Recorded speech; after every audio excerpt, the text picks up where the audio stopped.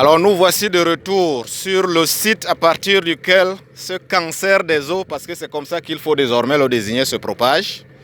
Il y a exactement une semaine, nous étions à cet endroit que vous voyez en ce moment. Et une semaine plus tard, comme vous pouvez l'observer, voici l'envahissement que ça a produit. Il n'est pas exagéré d'appeler cette espèce envahissante un véritable cancer qui propage ses métastases dans le lac Ossa. Encore une fois, si rien n'est fait dans les brefs délais, nous n'aurons plus que nos yeux pour pleurer. Vous pouvez vous-même observer à partir de cette vidéo. Comme je l'ai annoncé à l'occasion de la célébration de l'édition 2020 de la Journée mondiale des zones humides, nous avons voulu faire le déplacement sur ces sites avec les autorités qui sont en charge de ce dossier, qu'ils soient du ministère de l'Environnement, de la Protection de la Nature et du Développement durable ou du ministère des Forêts et de la Faune.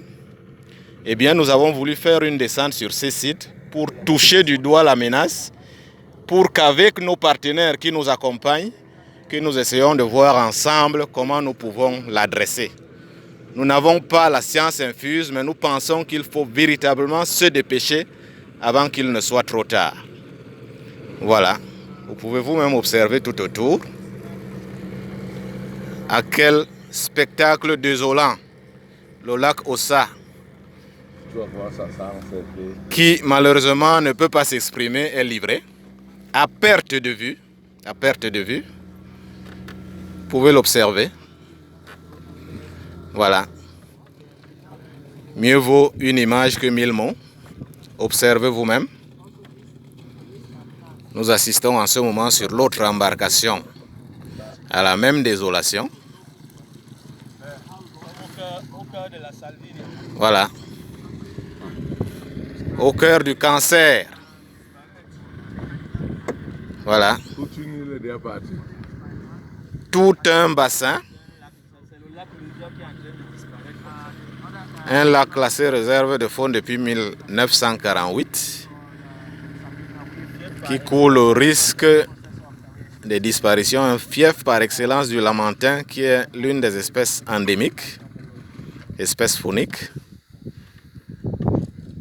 alors que ce lieu pourrait être un lieu de tourisme et donc source de devises pour le Cameroun. Voilà. Bien, nous avons pensé qu'il était important, comme cela a été relevé, que les administrations en charge de la préservation des zones humides et de la conservation de la biodiversité soient là, que les partenaires techniques et financiers du Cameroun soient là, pour que, avec un regard croisé, les uns et les autres puissent formuler leurs observations, leurs propositions dans la perspective d'un plan de restauration des fonctions écologiques de cela.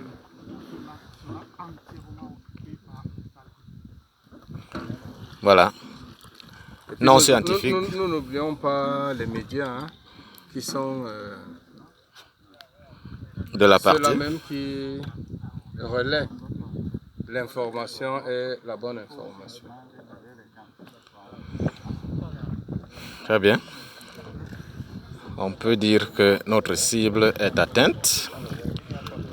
C'est l'une des articulations de la célébration de cette édition 2020 de la Journée mondiale des zones humides. Nous sommes encore une fois dans l'un des bassins du lac Ossa, qui est situé dans l'arrondissement de Dizangué, département de la Sanaga-Maritime, région du littoral. Le pays s'appelle le Cameroun, un pays du Golfe de Guinée, un pays de l'Afrique centrale.